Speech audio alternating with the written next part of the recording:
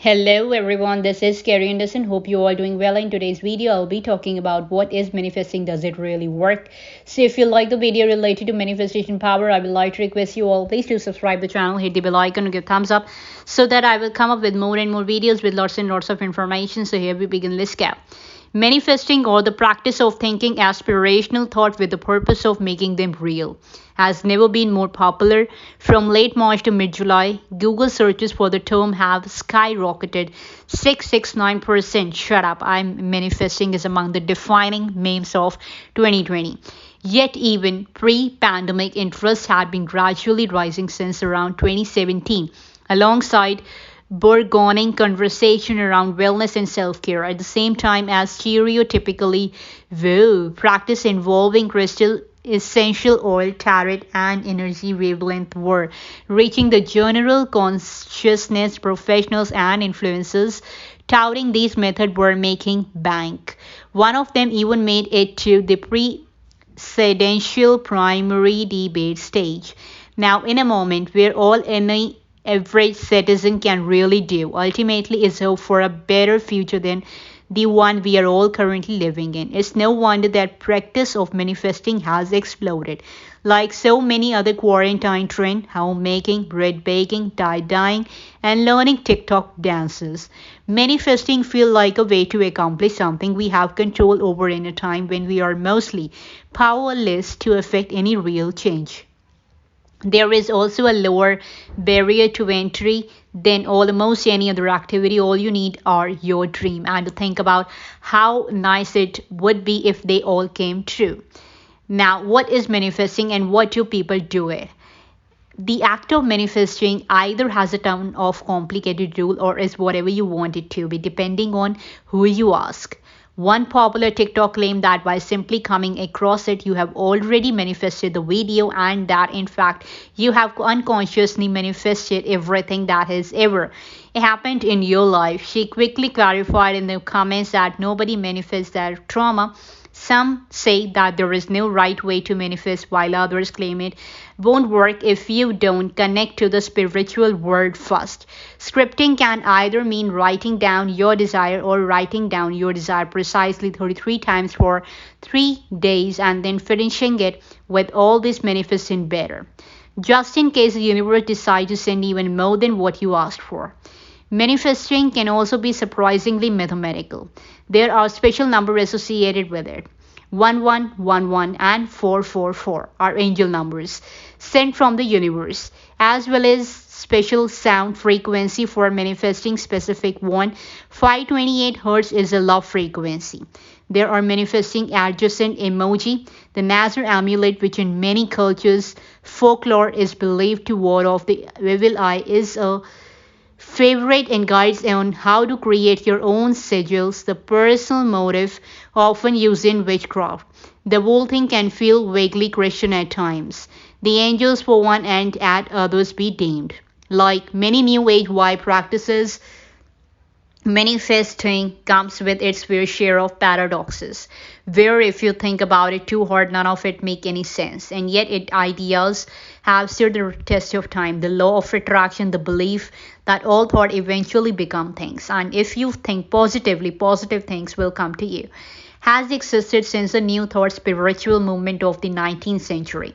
New Thought popularized terms like creative visualization and spiritual healing, as well as the controversial and frankly dangerous theory that illness is created in the mind. Roughly 6 in 10 American adults, regardless of whether they describe themselves as religious or not, believe in at least one belief from the New Age movement of the 60s and 70s, such as reincarnation, astrology, physics, and spiritual energy in object, according to a 2019 peer research study, with women being more likely than men to say they believe. Witchcraft, for example, has also enjoyed a renaissance in the social media change, extending beyond the boundaries of neo-pagan Wicca and becoming more open to individual interpretation and practices, for better or for worse. It's also become more mainstream. Earlier this summer, watches on TikTok circulated on rumor that baby or inexperienced witches were casting hexes on the moon and corporatized urban outfitters and Sephora and other retail chains have received backlash in recent years for attempting to sell one-size-fits-all occult product that appropriate spiritual belief from indigenous cultures. Now, the mainstream of New Age and pagan belief has been a boon for social media savvy self help gurus and spiritual teachers to whom followers flock for guidance on manifesting crystal reiki or other alternative to traditional physiotherapy. While many simply enjoy seeing calming and empowering messages in their feeds, others will spend hundred or more on coaching session meant to provide some kind of awakening or inner peace. Now, the Taylor Simpson is one such coach, although there is more specific name for what she does. Priestess of Light is the name listed on her Instagram, where she has more than 10 like in 1 lakh followers. Simpson has taught what she called divine feminine mystic manifestation to around 1800 people through courses, which is somewhere around $79 per month, and a master classes, which is somewhere around $999 that aim to help women attract money, love, and happiness. A quick scroll through her Instagram and website will reveal rather esoteric spiritual term that I asked her to define. A light worker, she says, is someone who is so fiercely aligned with their truth came here on earth to be able to serve. There are illusion to moving from 3D to 5D, which could be compared to the Matrix concept of the red and blue pills. 3D is polarity. It's this or that, right or wrong, up or down, bad, good, she explained. 4D is where people wake up. We shift into 5D, where there's just love. There is no right or wrong. It's neutrality. Similarly, there's awake versus asleep. Asleep people are doing the 9 to 5, the white picket fence. They think that their surroundings dictate them. They are always a victim. They don't take responsibility. There is much talk of frequencies. Lower frequencies are made of guilt and shame. Higher ones of love and peace. Her clients often some for a more material purpose. They want to manifest money or perhaps a soulmate. Simpson process is not dissimilar from therapy, at least superficially. She tries to untangle why exactly her clients want what they want and why they feel unworthy of getting it. The difference obviously is that Simpson believes that once her clients are fully aligned within themselves, they will be able to manifest anything they want. To explain to me how manifestation actually work, she used the stereotype of the crazy ex-girlfriend wherein a woman neediness for love end up pushing men away. Meanwhile, women who play it cool with unconsciously draw their ex-boyfriend back in. On some level this makes sense, but I wondered whether the same analogy could be used for, say, someone who really wants this fancy car which has no capacity for emotion and is unmoved by psychological trick. It's the frequency that the car is in that you are in, and she says while it doesn't have feeling, it is something that your future self that already has a car who's done the inner work to get there has.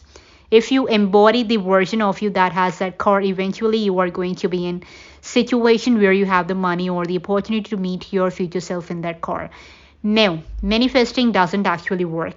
It's fine, of course, to believe this, but there are limits. One concern psychologists have with ideas like manifesting is that it doesn't take into account people whose thought can be inherently negative, those with anxiety, depression, or other mental health diagnosis, overestimating the power of one thought, which is a symptom of OCD among many other disorders, could be dangerous to people who already have anxiety disorder, but potentially it might even be enough to start those symptoms happening in someone who originally doesn't.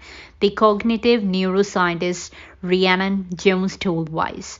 Someone with depression who believes that no one truly loves them, for instance, could theoretically think that just because this thought entered their brain that makes it true. Even if manifesting doesn't present a serious mental health problem, there's also fact that positive thinking alone will not actually change your material circumstances and may in fact do the opposite. There are decades of scientific research and dozens of studies proving that often positive thinking actually makes us more complacent and therefore less likely to master the effort to achieve our goal. The more positively people dream about the future, the better they feel at the moment, she told me. People relax and their blood pressure goes down, but you need the energy to implement your wishes in overtime. They actually get more depressed partly because they are putting in less effort and have less success. While optimism can be extremely helpful in situations they are out of a person's control and living during a pandemic, for instance, those who focus solely on a dream outcome in their own lives, such as a new job or finding a soulmate, are perhaps setting themselves up for a failure. Instead, Autogen make the case for a technique she calls mental contrasting, where in addition to focusing on the desire, you focus actually on the obstacle in your way. One of her studies cited in the book involved a group of third graders who received a candy prize if they completed a language assignment. Some were told to interrogate their own behaviors that might prevent them from finishing the task, while others were told only to fantasize on the prize. The first group did better. Once you understand what the obstacle is, you can then find a way to overcome the obstacle. Audingen explained, or if the obstacle is unsurmountable, then you can adjust your wish, postpone it, or actively let it go. You all have a good conscience because you know it's just not possible and you can better invest your energy in a different, more promising project. It's not that our desire doesn't matter. We need to take these positive fantasies and daydream really seriously because they signal where we have needs to make our fantasies come true and satisfy our need, though we have to garner our energy.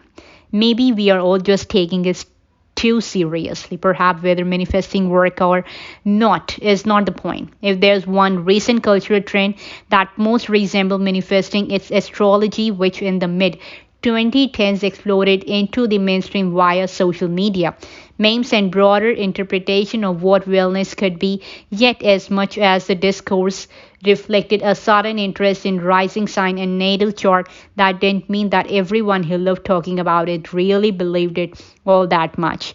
In 2019, near the height of the internet astrology fervor, historian Nicholas Campion wrote that the question of who actually believes in astrology is impossible to answer, one that may be not even worth asking. When I asked the astrologer who didn't believe for their reason, they replied that astrology is no more a matter of belief than real television or music. It's real, so has nothing to do with belief. He writes, or to put it another way, people only believe in things which don't exist, which is why public survey on belief can come up with misleading result. Here's a recent example. On TikTok a few months ago, I came across a viral video of a group of teenagers at a sleepover in a prayer cycle, chanting the lyrics to the One Direction song History, with the doll version of each member around the candle. The caption, manifesting for some good one, direction content. I asked this creator, 17-year-old Mercedes what, whether the video was made in the earnest, although I was pretty sure I already knew the answer. Some people took it seriously and I was like, no guys, she laughed. This is a joke. I'm chanting lyrics to a song. That's all about the manifestation in this video. I hope you all liked it. For all of you, I prepared a small presentation that will be going to share in the description box below. You can check it out from there. So before signing off, I would like to request you all, please do like, share, subscribe this video with your loved ones so that they will get to know better. So this is Carrie Anderson signing off. We will definitely meet in the next video. Till then, God bless you. Bye-bye and take care.